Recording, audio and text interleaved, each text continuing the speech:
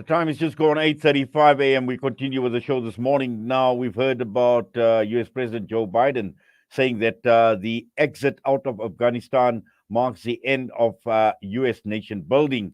And to take this discussion further, we joined on the line this morning by senior consulting research fellow, Middle East and North Africa program, international relations, social sciences and law program at Regent University, London. We joined by Professor Yossi Mekelberg. Professor Mekelberg, good morning to you, sir. Welcome to the show. Good morning. Thank you for having me. Yes, now, obviously, we've learned about Joe Biden obviously facing a lot of criticism at home with regard to the U.S. withdrawal out of Afghanistan. Now, we've seen also what a chaotic exit this was, but again, Biden trying to justify, saying that this was a huge logistical success. And at the end of the day, he said he was not going to extend this war forever. So, just your take on this criticism, firstly, of Joe Biden and his justification. I think President Biden earned the criticism fairly and squarely. And I think we should differentiate with what I would definitely oppose military interventions and military intervention also that are quite delusional about the ability of nation building and the way that it's done through imposing certain Western modalities. Having said that, since it's already been done, and the United States and its allies, it's not only the United States, entered, intervened militarily, made changes, had some success even in changing the society in Afghanistan together with partners there. They left it halfway through in a way that will make the situation for many Afghani people even worse. It's not to say that anyone is in support in future military intervention, and probably President Biden was entitled to say it's not my way, but leaving it the way that it left it, and what we hear already from Afghanistan, how the Taliban is going to treat people that worked with the Americans and other allies, how they're going to treat women, I think this is in many ways will be attributed, was going to be there to the United States. They will have to bear responsibility.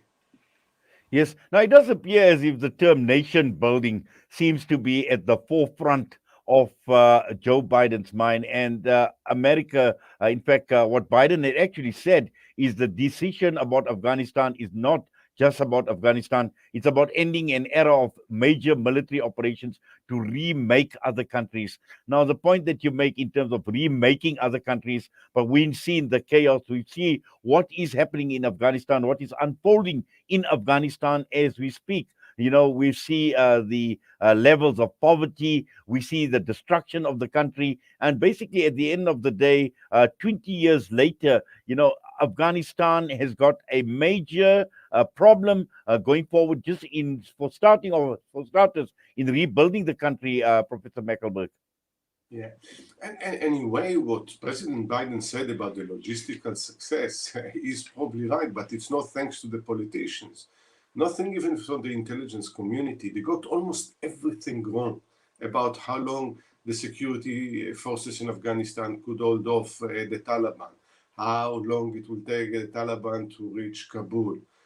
Everything is been not only by the Americans, but by the Brits and the others as well. Everything was in this sense based on the wrong assumption. It's also the self-deception. So the ability to evacuate so many people, yes, can be regarded by whoever there, actually very bravely.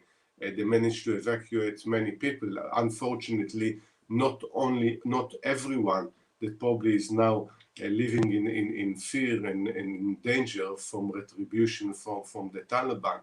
But the question, yes, nation building, the way that the West sees it, is almost an imposition on the Western model. What really needs to be done, and they had 20 years to do that, is to build a model of nation building which suits the local community, taking into account the social structure, the political structures, the history. All of this had to be taken into account. and build in every place its own modality with the help of the West, not in the way that it's been done. And then when it's half baked, just to decide it doesn't serve the national interests of the United States.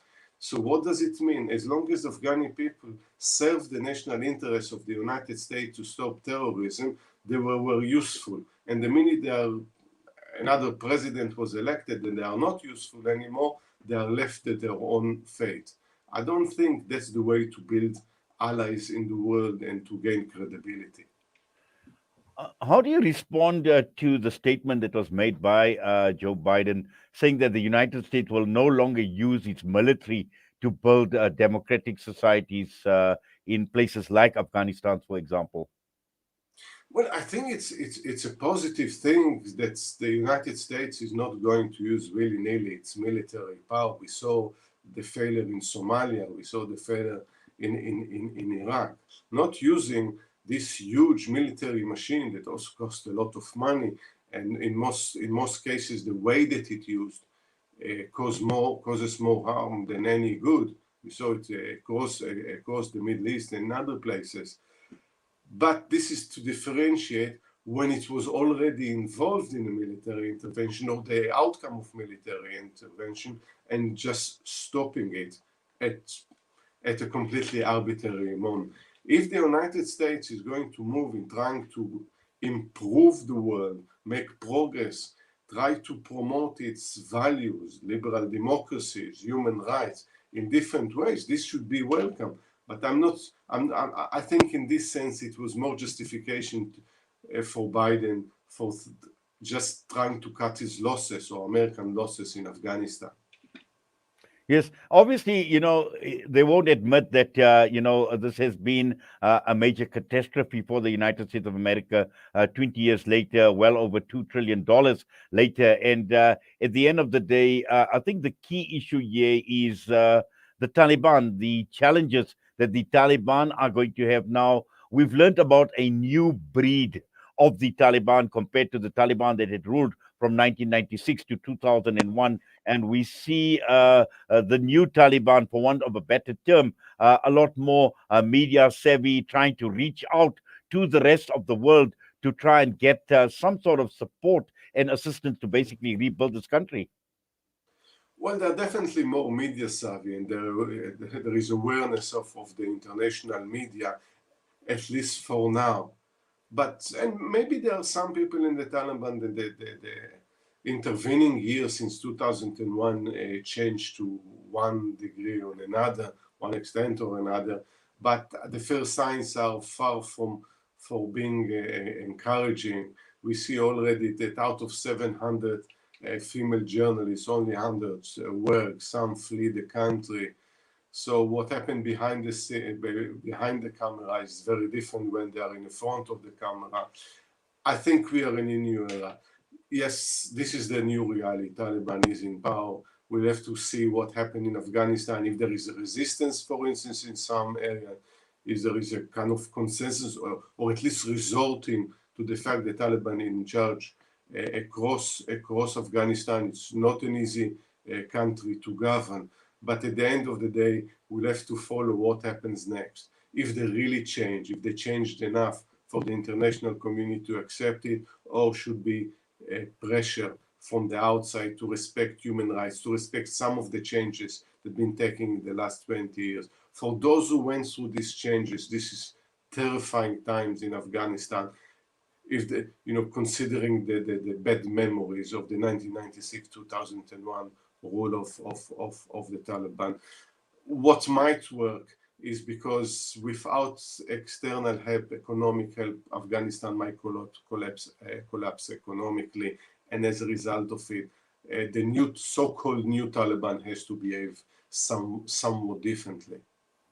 Yes, and also to garner that international support. Obviously, when one looks at the United States of America, the Afghan nation is still very, very skeptical as far as the United States is concerned and what intentions the United States have for Afghanistan going forward. And possibly that's the reason why China or Russia seem to be featuring a lot more prominently to help the Afghan government and the Taliban, particularly when it comes to developing the country and getting the country out of the mess that it is in at this point in time. No doubt that China and Russia are even more concerned, considering that geographically they are closer. We also saw Russia talk about military maneuvers, exercise not far from the borders.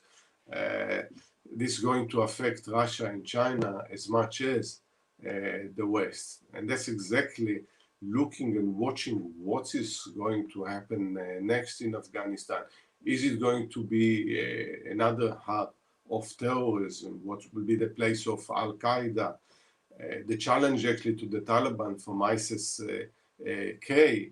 All of these are kind of completely open questions. Those are early days. Bear in mind, it's only 2-3 days since the United States and its allies left Afghanistan, but everyone around in the bordering countries, Tajikistan, Uzbekistan, are really worried about how this is going to affect their own country. Pakistan, they have their own issue with Taliban Pakistan, how this is going to affect them. And it's for everyone to watch it. And the signs, again, I don't think they're very good.